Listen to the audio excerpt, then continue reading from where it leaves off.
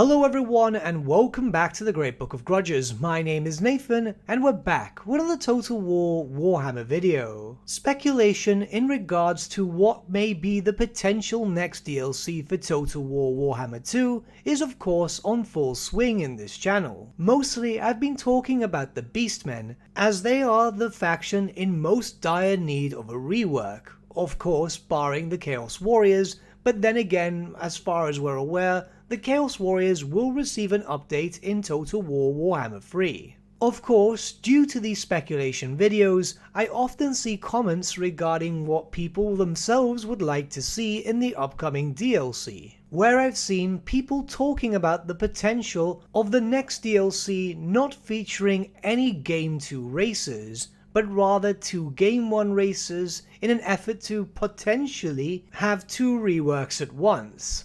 And yes, while that does sound like a great idea, we do have to take into account that that might not be financially viable, or just viable in general. Let's discuss this right now.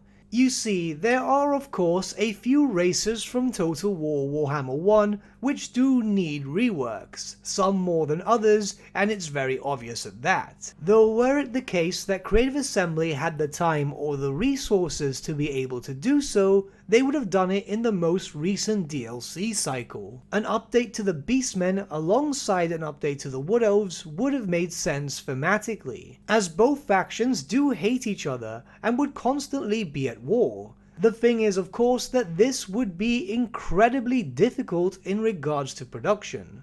So say for example, they plan to release a DLC every 4 months or so. Of course, the most recent DLC cycle took a little longer due to the current worldwide pandemic. Creative Assembly have indeed confirmed this. So let's go with the usual 4 months or so timeline.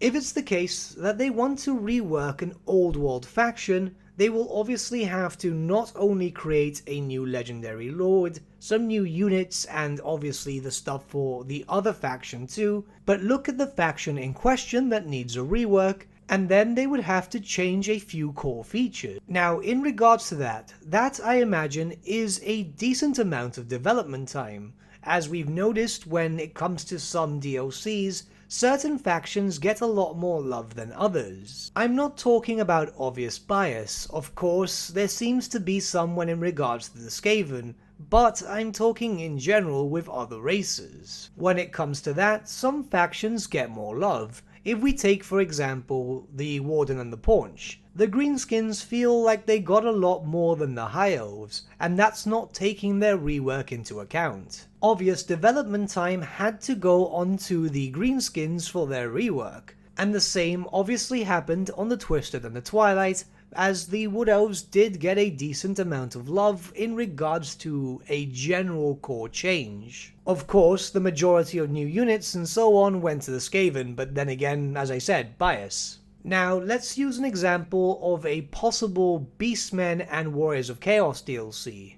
I know a lot of people have been asking for this, and I've seen a few people mention it on comments. The thing is, both the Beastmen and the Warriors of Chaos are missing a decent amount of units. Not so much from 8th edition, barring the Warriors of Chaos of course, but then if you go into supplements and older editions, the Beastmen themselves are missing a fair amount too. Now, if it's the case that the Warriors of Chaos and the Beastmen got reworked together, does that not mean that a lot of development time would have to go for both factions? Meaning that anything unique to that DLC would be kinda small. I'm of course talking about mechanics for new factions, mechanics for new legendary lords or legendary heroes, and of course new units. We might see a lot less than we would normally be accustomed to, barring reskins of course, as I imagine that reskins are much easier to produce. So the DLC pack itself would be rather lackluster.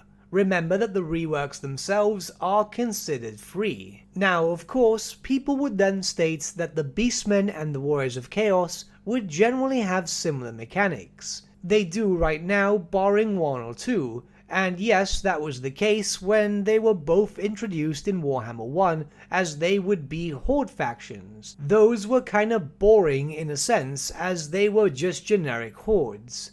And just because the Warriors of Chaos and the Beastmen both fall into the Chaos roster, it doesn't mean that they should act the same way. Despite the fact that they both fall under the same alignment, they don't act in the same way anyways. The Beastmen are more chaotic in nature. They don't follow any regimental standards in terms of armies, they attack at random locations, they aren't really focused on anything in particular, rather than, say for example, random destruction. Whereas the Warriors of Chaos are, yes, a Chaos faction, but they seem to be a bit more planning.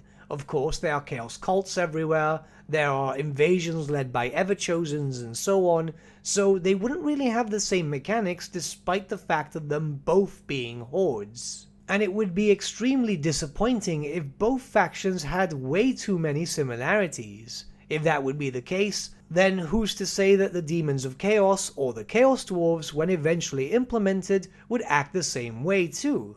Nobody would really be happy about this, and I think even CA2 wouldn't really want to do this. Faction identity is extremely important in Warhammer Fantasy, and should be the same in Total War Warhammer, at least in my opinion. Sure, some minor mechanics, or even some major ones with minor changes could be taken here and there, but if every faction from specific alignments played the same way, well, let's be honest, it would be incredibly boring. I get you guys, you all want to see your favorite factions being updated before the end of Warhammer 2, and yeah, it's very likely we won't see them all updated. Despite the rather long lifespan of the second game, it's more than likely we'll have to wait until Warhammer 3 to see everyone fully updated. I mean, let's be honest, even the dwarfs or the vampire counts kinda need a bit of a facelift. Yes, they had their own reworks, some better than others, but let's be honest, the ones with the dwarfs was kinda lackluster.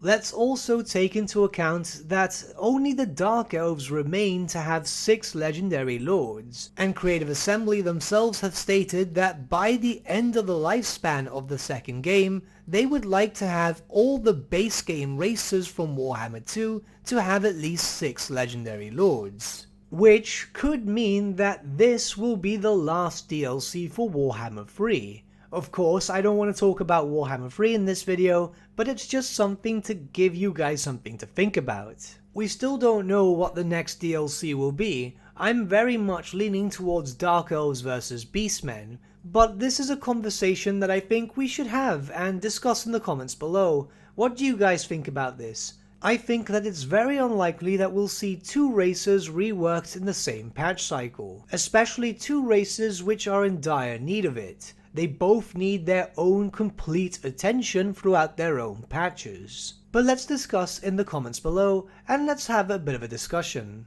But with that, my friends, we've come to the end of our video. Thank you so much for watching. If you did enjoy the video, might I suggest giving the video a like, or even subscribing to the channel, as it really does help us out.